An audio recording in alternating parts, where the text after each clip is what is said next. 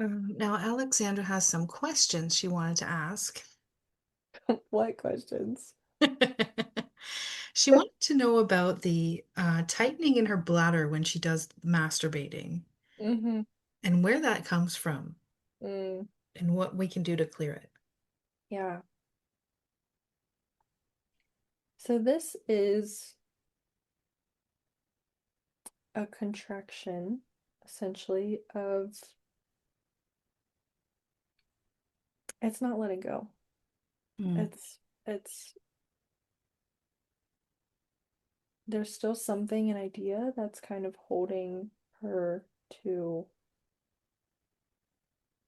mm, I shouldn't be doing this. I shouldn't be acting this way. I shouldn't be engaging in this way.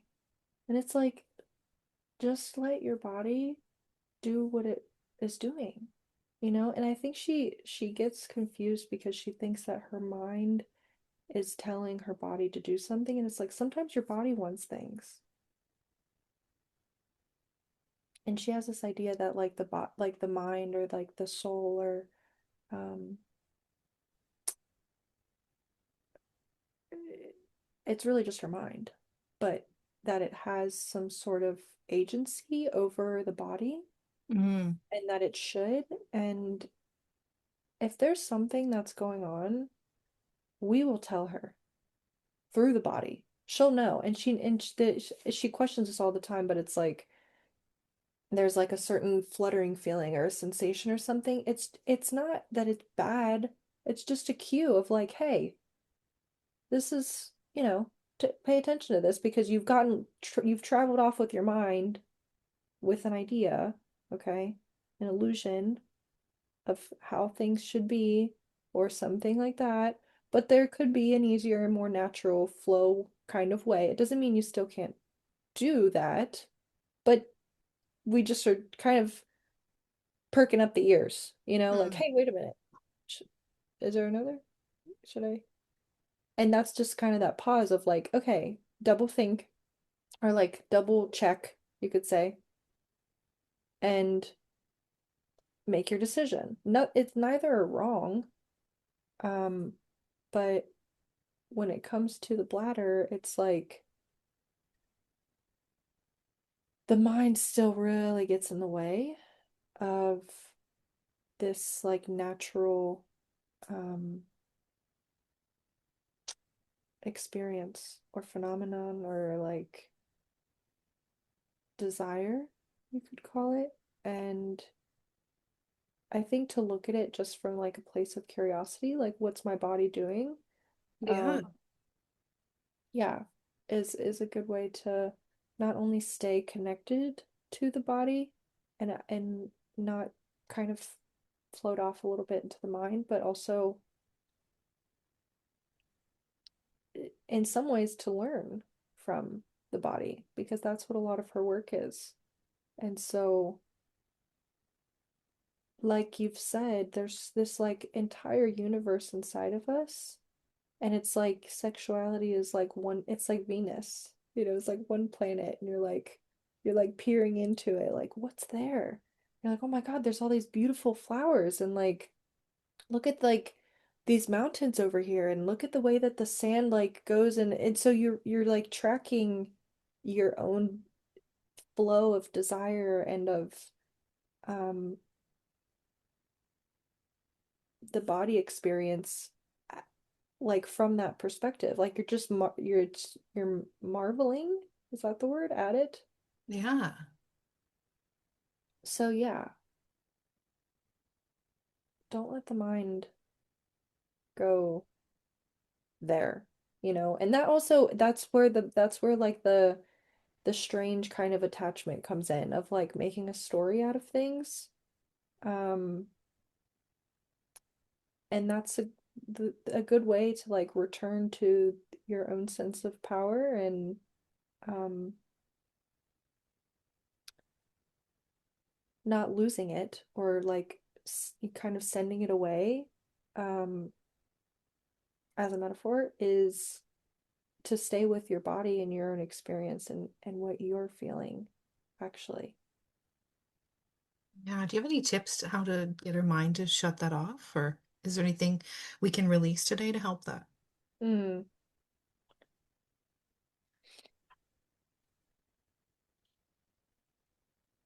It's really just about being like intentional and really present, you know? So if she's not present, it's like you don't do it, you know? Just kind of like, let's try something else. We don't have to do this right now. If I'm not able to be present or if I'm thinking about, um, this thing with this guy, if I'm like thinking about that a little bit, then okay, let me go into that. That's where my mind is going. Mm, That's where the process is going because all of these things that she's getting, they're intended to bring forth like a higher um octave of awareness. So wherever there's little ties at, which is like tied to the idea of an outcome of having kids with a person or marrying the person or traveling with the person. It's like I mean, they're just not helpful to what is actually happening right now, you know? right. There's so much that's happening right now in her experience in her body that she doesn't have to look to the future to get inspiration or um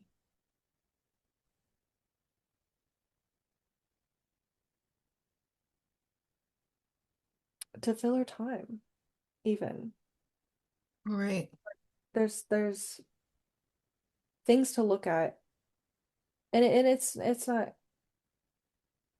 she gets distracted sometimes, Hmm. but going into that experience of what is happening right now in the body, you can go deeper and deeper into it. And it just takes a little bit of patience and focus, and meditation helps with this a lot. I mean, she hasn't been meditating as much lately, and I think that that's a recommendation that we would have is to really practice that stillness because it's easy for the mind to start moving, you know? And her mind's really quick in a sense that it grasps concepts in many different kinds of ideas very rapidly and with a lot of ease. So it's really easy for that space to get flooded, when Right. you have all these ideas, but you haven't followed one through because you don't have the focus to say, okay, what is that though, really? You know? Um, and the experience with the tightening of the bladder is no different. It's just like everything. It's like, she can ask herself, like, what am I experiencing really though? What am I feeling right now? I feel a little tight. I feel tight. I feel a little afraid. Why do I feel afraid? Oh, well, I felt this before. Yeah, I felt this when I was with so and so. What is that? Oh, I felt like there's a little bit of shame there about having an orgasm. Okay. Well, let's just stay with that area for a second, see if there's anything else. You get what I mean? That's the process of like Walking yourself through it. inquiry.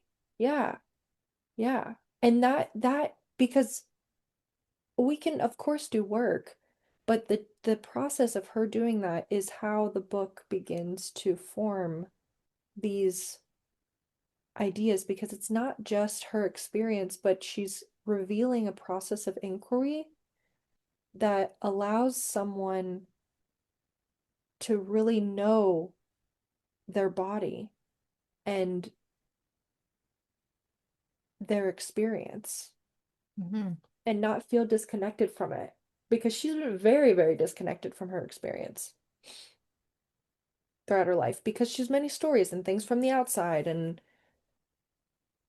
things that other people have told her, and there a lot of conditioning, and everybody, Mhm. a lot of people have this, but her regarding like what she actually feels in her own knowing. And um a lot of people a lot of people struggle with this in different areas. Um so that's a process Is for it her. appropriate to release some of that conditioning today? Sure. It seems like honestly a lot of it's been released in sessions, Oh, great. um and just through work in general. Like work in the sense of like an event happens, she becomes aware of it, she kind of processes it a little bit, and then it's like, okay, that no longer has a stronghold. Oh, great. Yeah, I'm just gonna just check in and make sure that there's nothing else.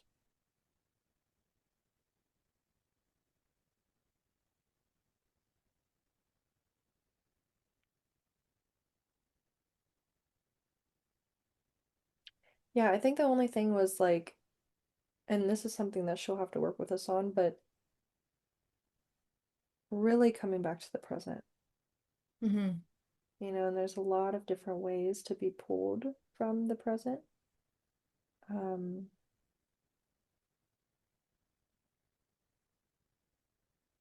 a lot of like input and things that we see from the outside that will kind of engage our imagination, and imagination is good and dreaming is good, but um there's definitely something to be said about like dedicating time toward exactly what you're doing and only that. Like if you're making a tea, like you're just doing that, and it becomes a practice because you're fully there. Oh, that's good. And that's when the stream of I don't know if you feel this, but like the stream of art comes through. Yeah, absolutely. I mean, it's like really like this like ecstatic kind of um it is like art. Hmm. It is. You get so focused and you're like so you can't be pulled away. Yeah. Yeah. And an interesting thing happens too because this is at least the experience for Alexandra, but it's like it's just that thing, in the simplicity of just doing that thing can be more real or more like mystical and magical than the idea of what seems really magical, or mystical or exciting or explorative. Um, and that's a good process. I mean, it's a good muscle to exercise, even if travel happens. Um, it's a good practice to be able to do at home, um, in the safety and security of your own space with things that you do often, you Hmm. know, um, and really be there because there's a lot of interesting things that can come from that. Oh, I love that.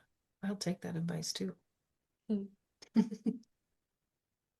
We are here for both her and you. Oh, great.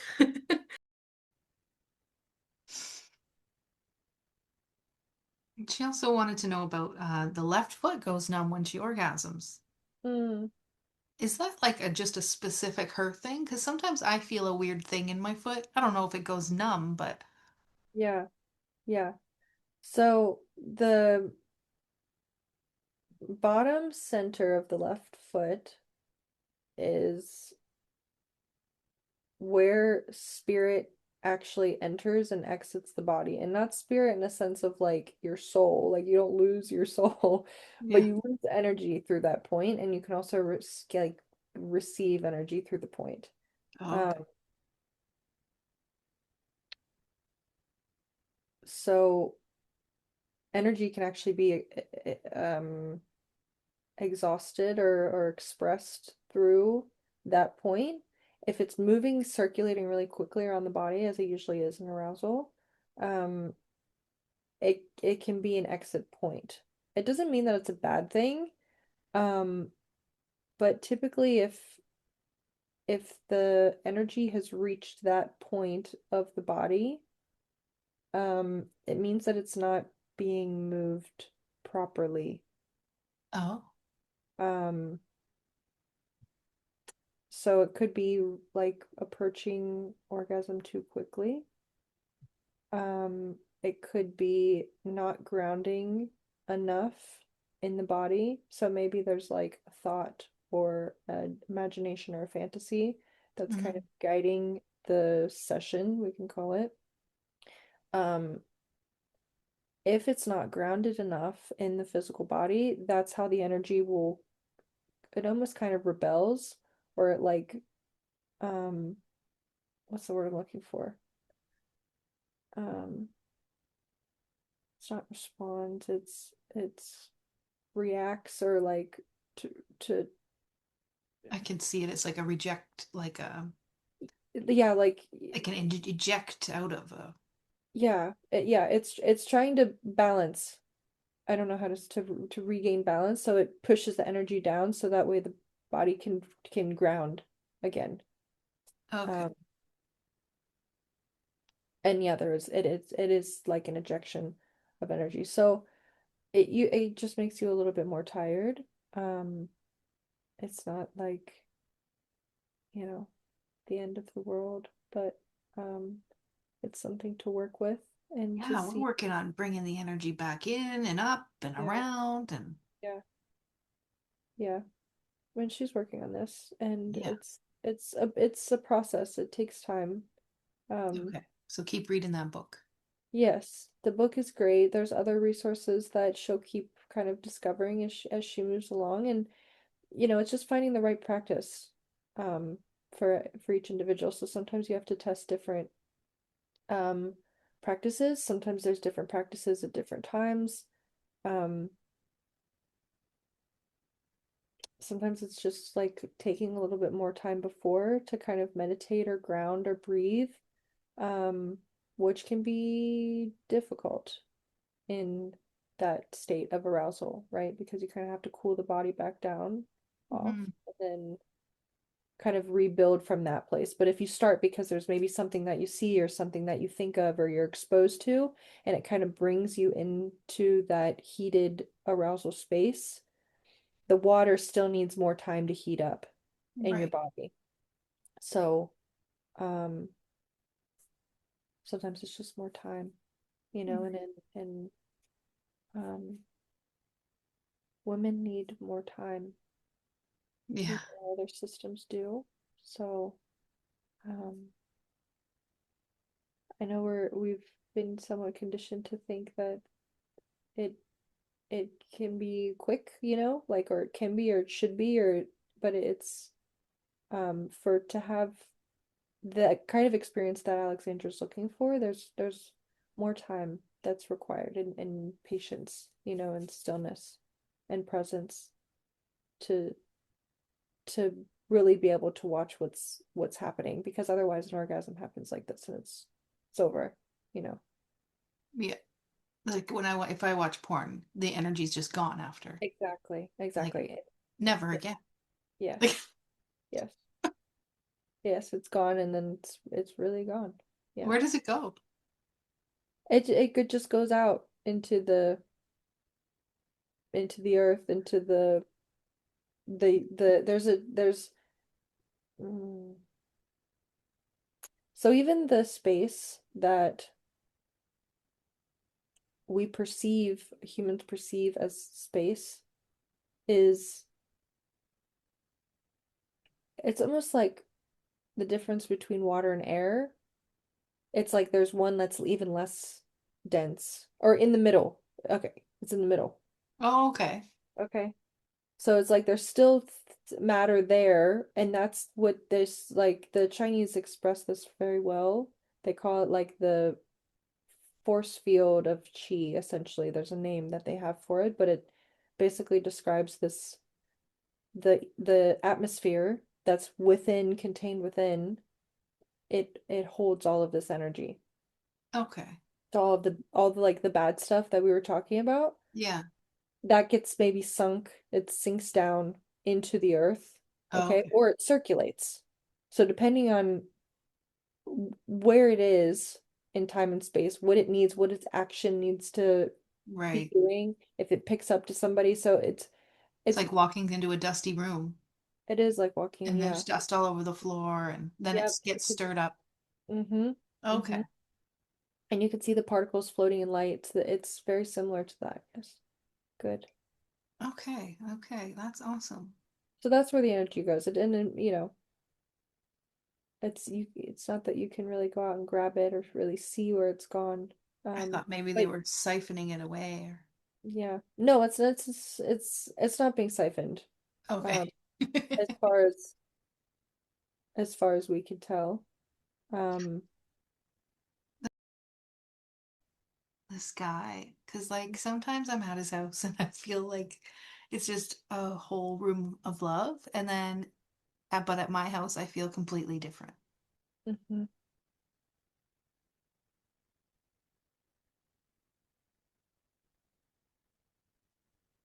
How many times has he been to your house? Twice. Mhm.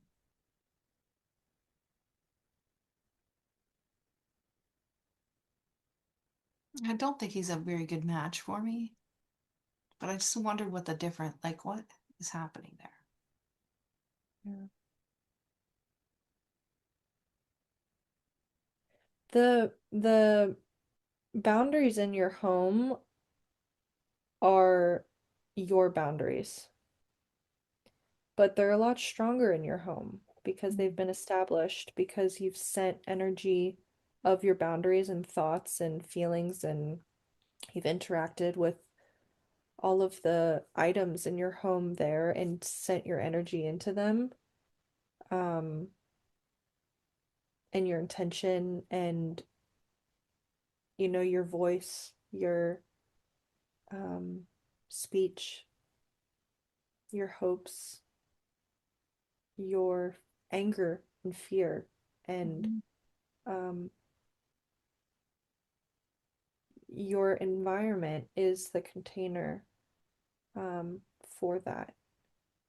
And so if somebody comes into your home and they're not a match, then you might hear from the items, kind of like the Mhm. the environment, like almost vibrating or resonating, kind of talking to you in a way, Oh, if that okay. makes sense. And Yeah. kind of reflecting, mirroring back of like, hey, there's a it like kind of starts vibrating because the two things are like almost like magnets that are like not, They're repelling. yeah, so there's almost like this movement of like, whoa. So that can cause a lot of distortion in any experience. Like also the the UTI. Yeah. Um, it it's just everywhere. That um there's an aspect of you that knows um that this connection isn't at the level that you are.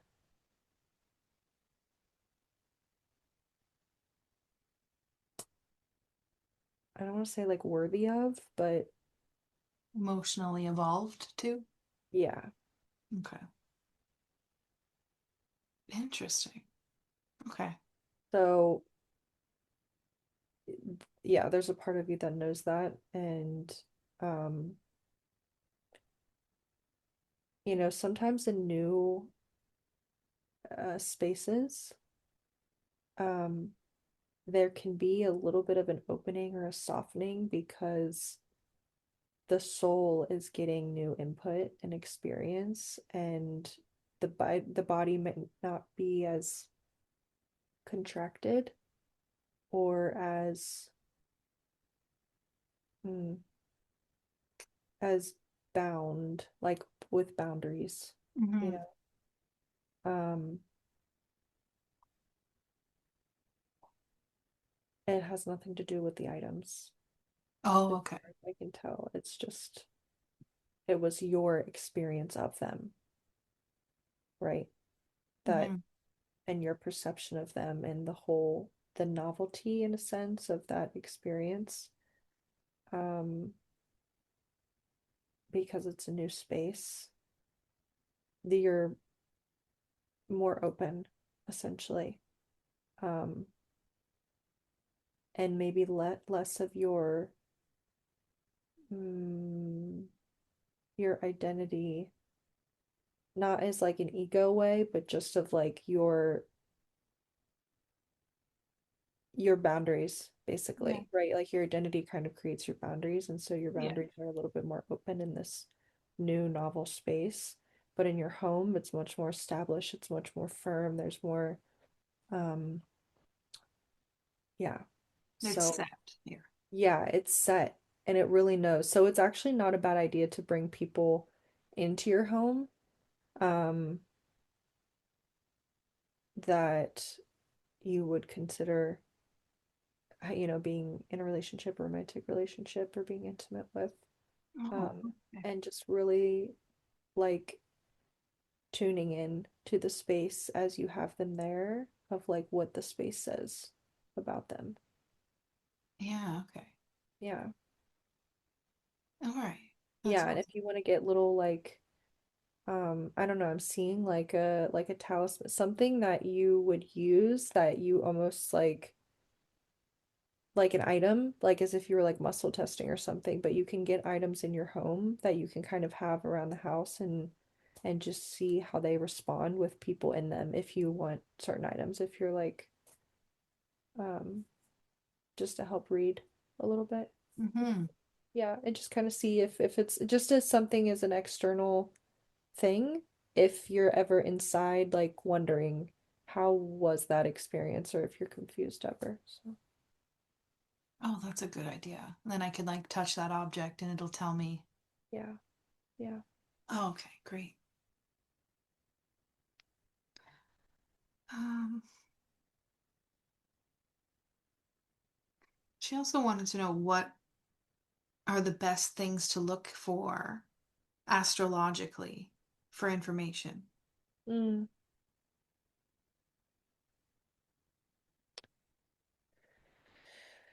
Astrological transitions and timing is kind of difficult because there are a lot of sources, um, but most of them will say that the transition may be pretty much set, but the interpretation of it is completely different, right, based on the person. So everyone says that, Mars kind of represents aggression and, personal power and drive and action and da da da. But watching people is a really it's that's how they initially created the astrological archetypes Oh, yeah. was was to go through and to track and to see when these events would repeat themselves throughout time and cycles. Um, and everybody can do that for themselves. They don't have to rely on like uh, a reader or something to tell them. It's not bad to use because you learn from it, like what other people are saying. Um, and the information that's kind of out there and different ways to interpret it. So it's all part of like the knowledge base, right? Like the library of knowledge Yeah. on astrology, but in terms of like how you actually perceive it and the connection that you have with it personally or she has is to watch people study it and kind of like put those two together, right? So you're like forming an experience and you're also forming like a library. And then together you have this conception of what astrology is, you know. Mm. But it's essentially just the tracking of cycles and events, and energies and um Could you make up your own? your own astrological system. Yeah, like when I see Mars fly by, I feel ignited and love and Yeah. like Yeah. red, like like scarlets and Yeah. warmth and Oh, Valentine's. yeah, But not a absolutely. lot of people would think love when they think Mars. Sure, sure. Yeah. Yeah, and the way that it shows up for you in Alexandra, that is what makes an astrologer. It's the same thing with tarot readings, right? So you know this, like if you're reading a tarot, it's like I have a certain feeling about this card. Of course, I've read these things about it, but Yeah. I this is the feeling that I have about it. And you consider your own, universe inside of you. You consider the universe of the other person that you have in front of you, and you're kind of like, um, yeah, you're drawing a connection between what you perceive to be there. And then, of course, things that, you know, you might have heard or read or learned from. Um, but there is definitely something to be said about really sensing, like you said, what you pick up from a planet, from an energy, from an item, because there's another aspect that kind of speaks through that, which is the essence of creativity and making new things. And yeah, not to be afraid of that, even if it's something different than what other people would say is like the meaning of something. Um it's more magical sometimes to uncover your own meaning, you know, in Yeah. things. So, I like Mars for love. yeah. I like Yeah. Yeah. Yeah. It's very active. Yeah. So it can be definitely like I'm going out there to find my love, Like I'm the what is it called? In France, mm, the Cour d'Amour. I can't remember the name of these men that would go out and like go to find their muses and would like write poems for them, and it's like the really. prince, the royal prince, yeah. Oh, But well, that's beautiful. yeah, it's very romantic. And that, you have to go out and write that poem for your muse or for your beloved. So, to your point, you need some Mars energy. Like, I'm gonna go out and find this person. Yeah. Oh, I love that. Yeah, yeah. I'm gonna get laid. Yeah, exactly. Exactly. In the spirit of like yeah, love. Beautiful. Good. Yeah. Maybe we can touch on a little bit about the UTIs that Alexandra gets Yeah. Yeah. and why they are happening and if that'll be gone now that we've let go of everything we didn't need to hang on to anymore. Yeah. Yeah. So we've told her in another session about the energetic imbalance essentially. So there's this the same thing that we kind of said here, which was that when there's an imbalance in the energies of two people which decide to come together in union, um, there's an exchange that inevitably happens and energy that moves between the two systems. Mm. Um, when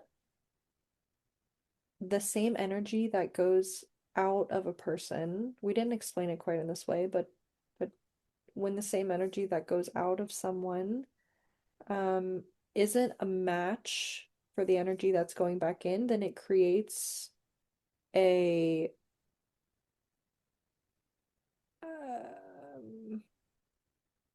again, it's almost kind of like this. almost like an inflammation area because the body sees it as foreign. Mhm. The cells and the organism sees it as something that doesn't belong to it. But it's not that it doesn't have to belong to it, it just has to be a match for it, right? For the body. And that's the same thing with um you could say a pregnancy occurring is the sperm has to in a way be a match for the egg that kind of allows it to come inside Right. and fertilize it. So um energetically that same process is kind of happening.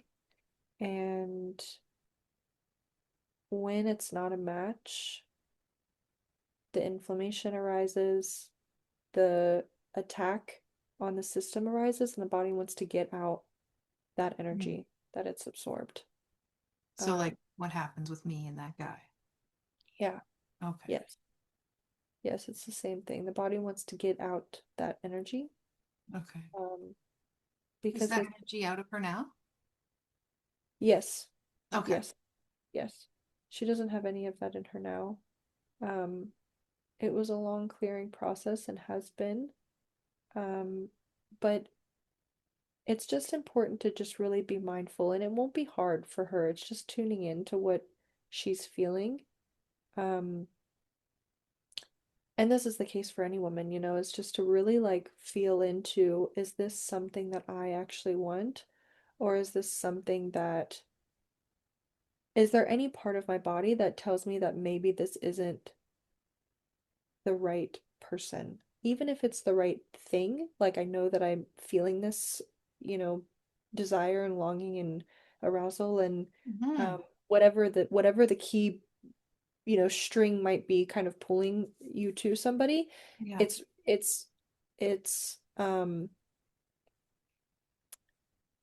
looking at that person saying, is this an energetic match? You know, like is it, I know that I have this feeling and I can honor that, but is this person the right person to do that with? Um, and every Oh, human should be asking themselves that. It's just that women having the receptors on the inside of the body, it's like it's very immediate, that kind of um energy retrieval or receival. Does that make sense?